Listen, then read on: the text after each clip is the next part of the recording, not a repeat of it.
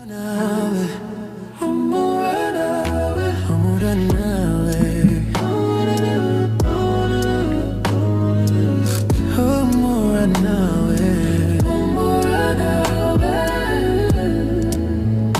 on 98.0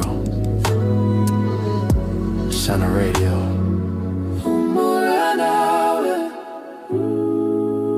Time to heal.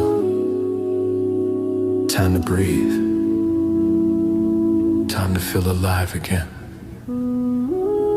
Shana Radio, where your heart finds peace.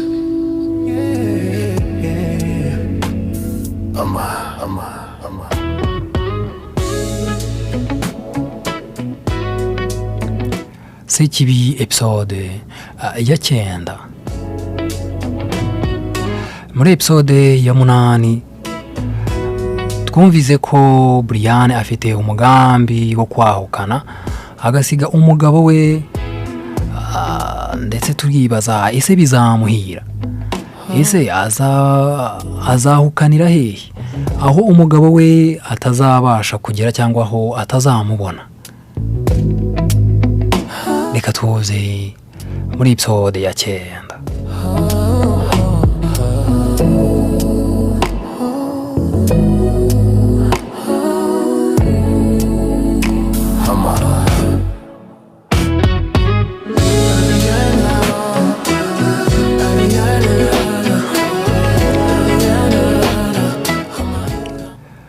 Mbere na mbere nari nkeneye amafaranga ngo mbashe guhunga umugabo wanjye ari nawe Eve.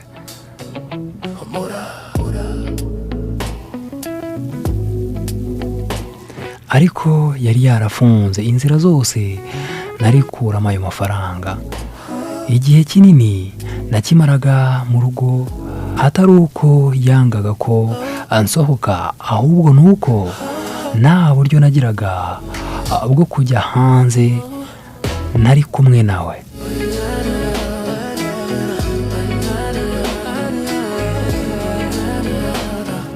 Umunsi umwe bwakeye neza, ariko n'ubundi still umugabo wanjye ari we Eva yari yavuye mu rugo nk'uko bisanzwe, yagiye mu kazi ke k'amayobera ntarinzi.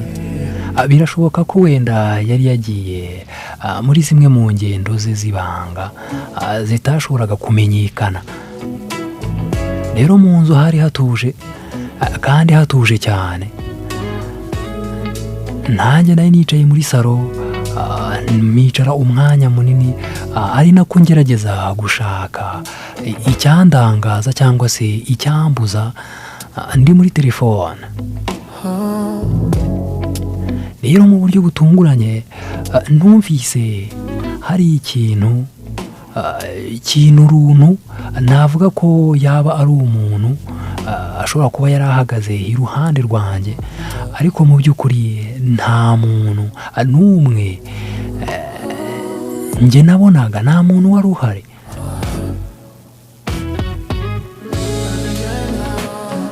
Gusa nanone sanse y'umubiri, urabizi ko umuntu agira sanse zigiye zitandukanye.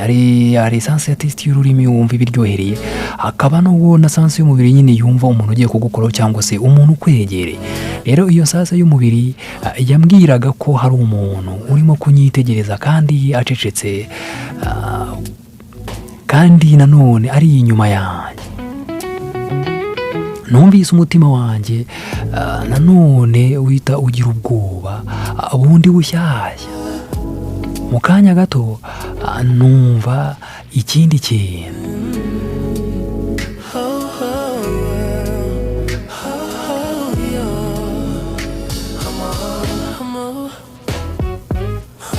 Rero nta kindi numvise usibye ibirenge cyangwa intambwe zasaga nk'izigenda zinyonyomba, zigenda buhoro buhoro.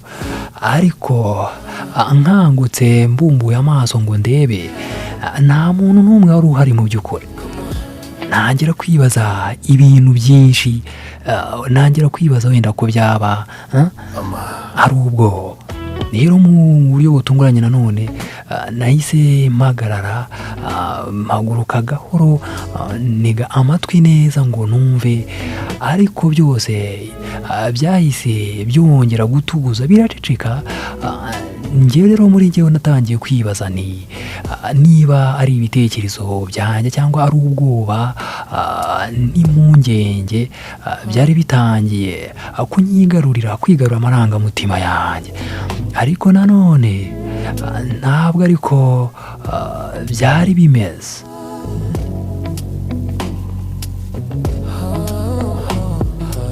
Rero sinashoboye kwihangana kuguma mu nzu njyenyine, nuko mfata umwanzuro wo gusohoka njya kwicara ku muryango w'inzu yanjye hanze. Nicara ahantu hitegeye umuhanda kuko inzu yacu yari etaje. Narazamutse nicara hejuru aho nshobora kureba nibura abantu banyura mu muhanda, ndetse numva n'urusaku rw'imodoka ndetse n'inyoni n'ibindi bintu byabaga biri aho ngaho, urusaku rwo mu mujyi n'urwo muri karitsiye. Rero umuntu wa mbere nabonye ni umugore wagendaga agurisha imbuto n'imboga mu muhanda yikoreye agataro. Rero yagendaga ahamagara abakiriya n'ijwi riranguruye ariko ririmo umunaniro ndetse n'intege nke, asa n'uwarushye, bisa nkaho yari yatangiye kare. Rero igitangaje muri ibyo ni uko nahise nifuza kuba nkawe, kuba nabawe, nkaba nacuruza ako gataro, nkaba nifitiye amahoro. Nifuje kuba we nubwo yarimo kubabazwa no gushaka imibereho mu muhanda, ariko nibura yarabayeho mu buzima ashaka. Ubuzima bwe nta muntu umuyobora.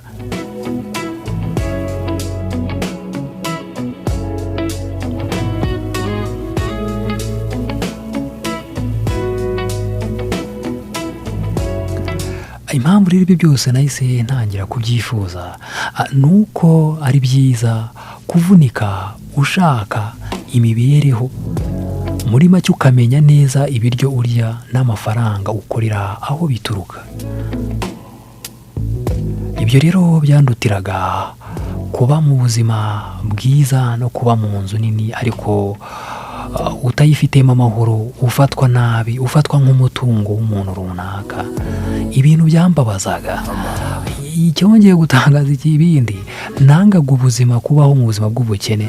Nanze abasore bose kubera ubukene bari bafite.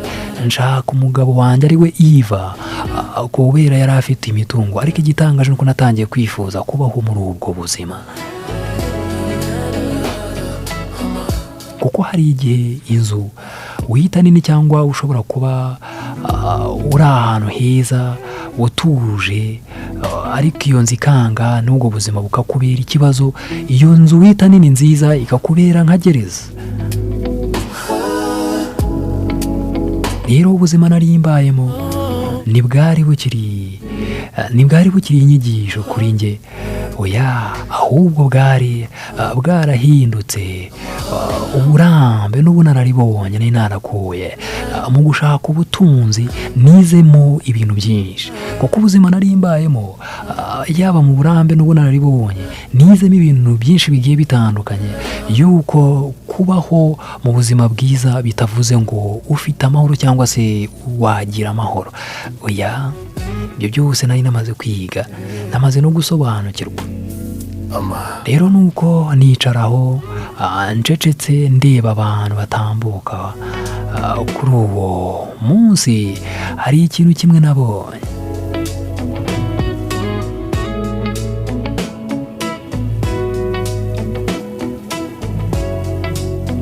Icyo kintu kimwe nabonye rero, nabonye abantu benshi bagenda n'amaguru, buri wese ahugiye mu byo akora cyangwa ibyo agiyemo. Ibyuya ubona byabarenze kubera izuba. wenda wasanga nabo barifuzaga kubaho nkanjye cyangwa bifuza kugendera mu modoka kandi nziza ihenze, ariko nyamara uko bambonaga inyuma ntabwo ariko nari imeze imbere nari narashize, ubutunzi nishoreyemo nashakaga bwarambereye ikindi kibazo, ikigeragezo. Muri make ntabwo nari nturije muri ubwo buzima, aho niho nakuyemo isomo.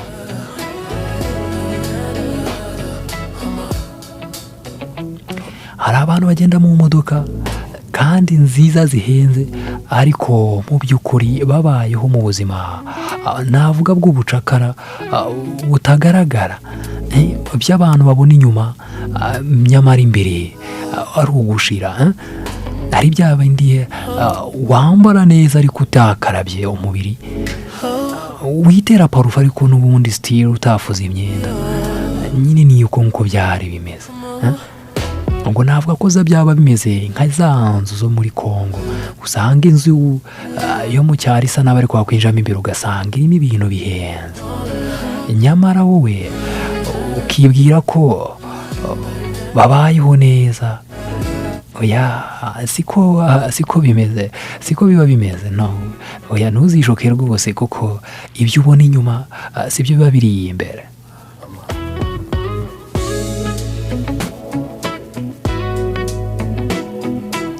Nari nyirimo gutekereza rero, nibwo umusore wari utwaye tagisi itwara abagenzi yambonye aho nari nicaye hejuru kuri bariko, agabanya umuvuduko, hanyuma aramvugisha cyane yuko nari nicaye hafi y'umuhanda, cyane ko inzu yanjye cyangwa se inzu y'umuryango wanjye itari kure y'uwo muhanda. Yavugije ihoni kugira ngo mwiteho cyangwa murebe.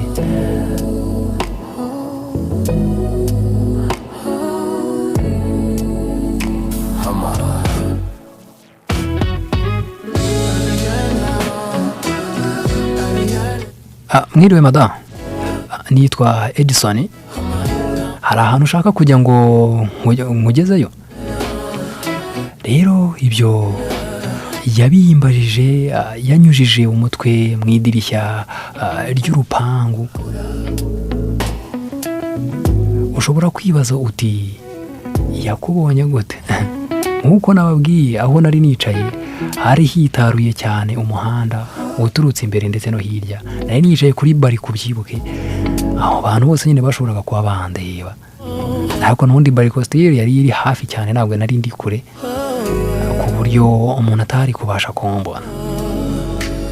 Nahise mwenyura, ariko n'ubundi mbyihatamo kuko nta byishimo nari nyifite muri njye. Iyo namushubije n'ijwi rituje, ndamubaza nti harya wambwiye ngo bakwita Edison? Edison, nakabyishimiye kunjyana ahantu kure cyane, ariko nta mafaranga y'urugendo ufite. Rero yarasetse asa nk'utekereza ko ndi gutebya cyangwa se ndimo kumubeshya.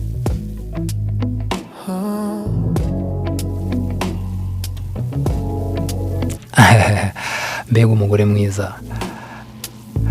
mwiza nkawe yavuga gute ko nta mafaranga afite y'urugendo? Ubanza washakaga kuntera urwenya.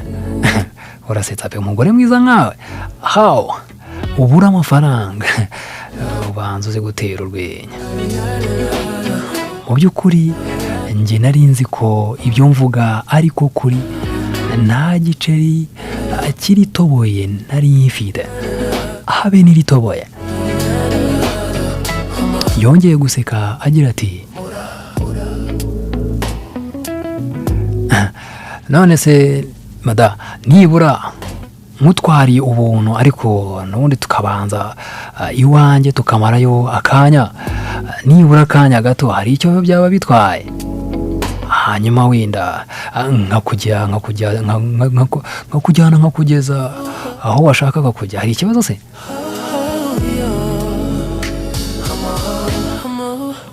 rero nanjye nahise nzamura ukuboko mwereka urutoki rwanjye, nashakaga kumwereka ko nambaye impeta. Nahise mubwira nti ntubibona se?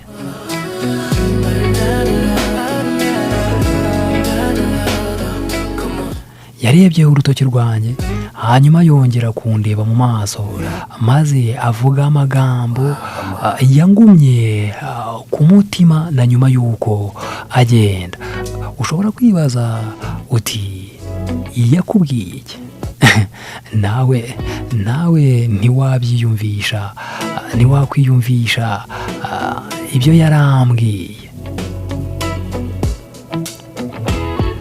Gusa nyine yarambwiye ngo reka nizere ko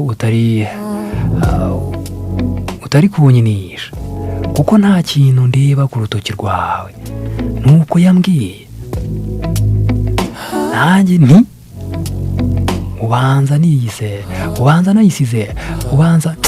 nyisize mu nzu, ubwo nari nicaye mu ntebe. Sinabifashe nk'ikintu gikomeye, ariko nyicaye aho amagambo ye yatangiye kungaruka mu mutwe. Ndatekereza nta kintu kiri ku rutoki. Gute bishoboka? Ntangira kubitekerezaho. Rero uko natekerezaga, naje gutekereza neza. Ni nako nagendaga menya ukundi kuri kwari kubabaje. Mu by'ukuri nari ndi mu ngoyi, si ingoyi z'imigozi, ahubwo zari iz'ubwoba. Ukwishingikiriza ku wundi no gucungwa cyane. Buri gihe nasohokaga igipangu ari uko ndi kumwe n'umugabo wanjye Eva, kandi nagumaga mu rugo igihe cyose yabaga adahari.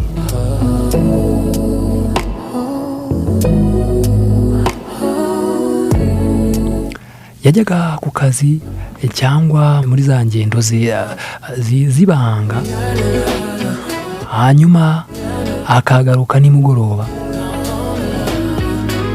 Hanyuma nanjye nkaguma mu rugo nk'umurinzi w'imitungo ye. Yahoraga ansubiza igisubizo kimwe igihe cyose nageragezaga kumubwira ko nshaka gusohoka njyenyine nkajya gutembera.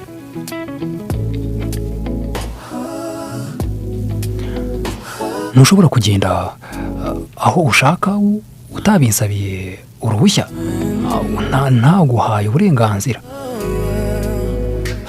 Erega mba nshaka kumenya ko uri mu rugo utekanye kandi utegura ibintu byose, kuko iyo uri hano mu rugo bituma numva nanjye mfite amahoro.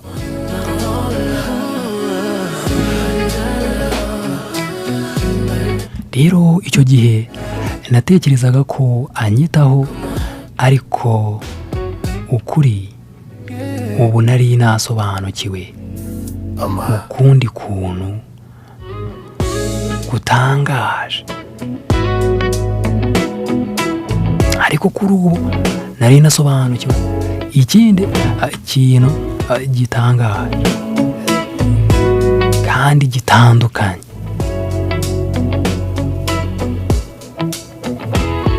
Ntiyabaga ari kundinda, ahubwo yabaga ari kunyobora nk'imodoka ye cyangwa igare cyangwa ikindi kintu bayobora. Navuga ko ari ifarasi se, byose ni kimwe, all the same, kuko yaba ifarasi, yaba imodoka, yaba igare ndetse na moto, ubiyobora aho ushaka.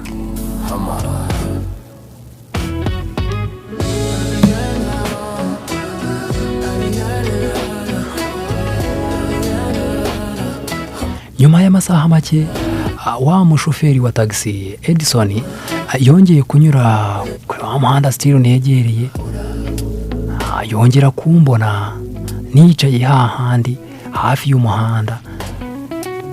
Rero yarahagaze, noneho kuri iyo nshuro ntiyanganirije ari mu modoka we, yaraparitse imodoka ku ruhande, nuko arasohoka aza agana aho nari nicaye, ariko aza afite impungenge ku maso.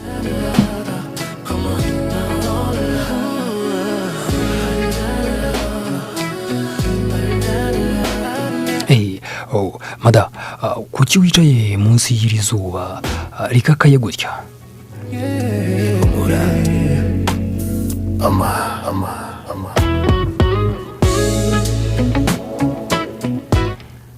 Rero yanyeganyeje umutwe buhoro, arangije arongera arambwira ati,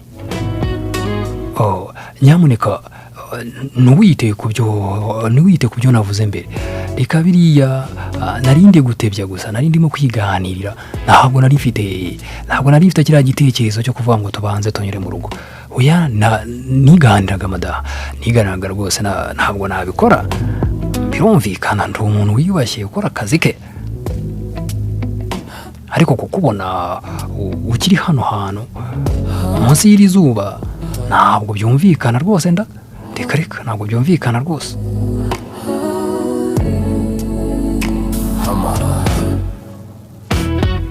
Nuko rero Edison n'ubundi yahagaze akanya gato anyitegereza, arangije arongera arambaza, ese mada, hari ikibazo waba ufite?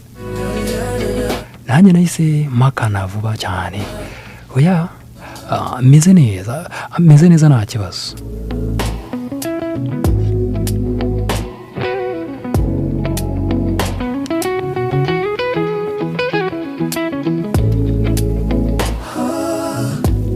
Nanone yanyitegereje akanya nk'ushaka kunsoma ibitekerezo, cyane ko nari ibitekerezo bihishemo byinshi. Rero yanyitegereje mu maso, ubona ashaka kunsoma ibitekerezo ngamenye. Rero nyuma yo kunyitegereza yansubije yitonze cyane ati,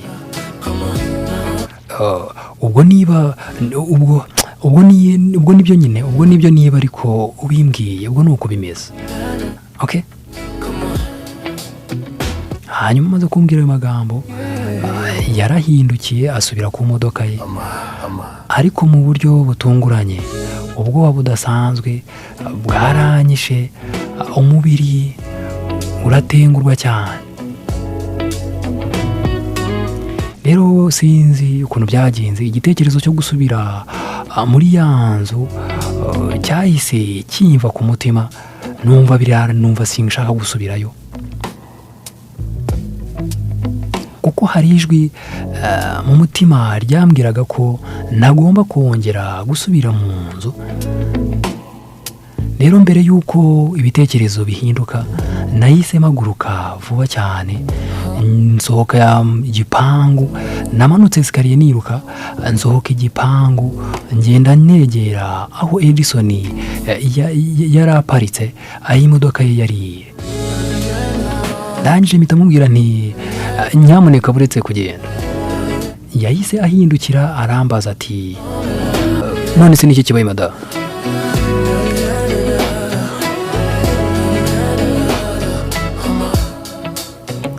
Namusubije n'ijwi ryuzuye ubwoba nti, nibyo nkeneye ubufasha.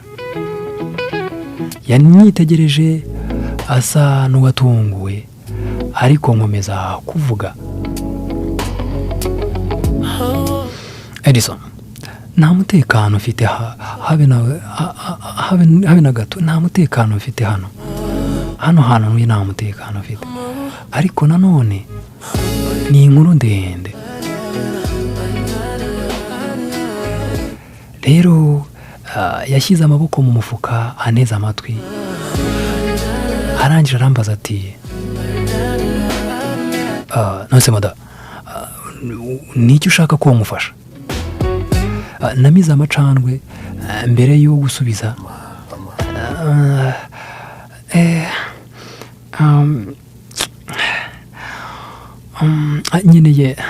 nkeneye aho nihisha ariko nk'uko nabikubwiye nta mafaranga afite, mu by'ukuri nta buzima bwanjye bwite mfite, habe na gato, bityo rero ndashaka kumfasha. Kuko rero buri kintu cyose nishingikirizaga ku mugabo wanjye, kandi n'ubu mba numva n'ubuzima bwanjye ari ubwe. Ibyo byose byarabyumvise aranyitegereza. Rero mu maso yanjye hahise hazengamo amarira, ndetse navugaga mfite ikiniga. Rero Edison yaracecetse kanya, ndangije nanjye ndakomeza ndavuga ni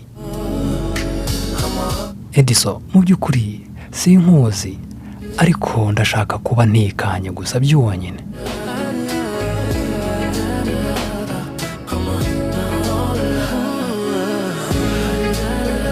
Rero yambajije icyo nifuza ko ankorera, nanjye namubwije ukuri ko nshaka gusa ahantu nakwihisha, ahantu nta muntu uzatekereza kuhanshakira, ahantu nta muntu uzamenya ko ariho merereye.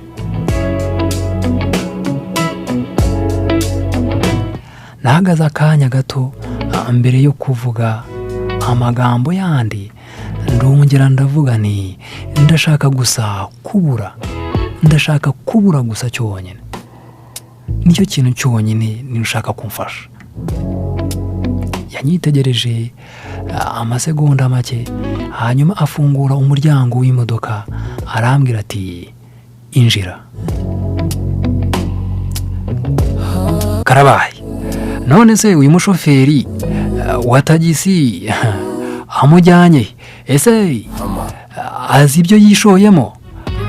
Tuzahurire rero muri episode ya 10, inkuru muyigezwaho mukanayitegurirwa na Mr. BM.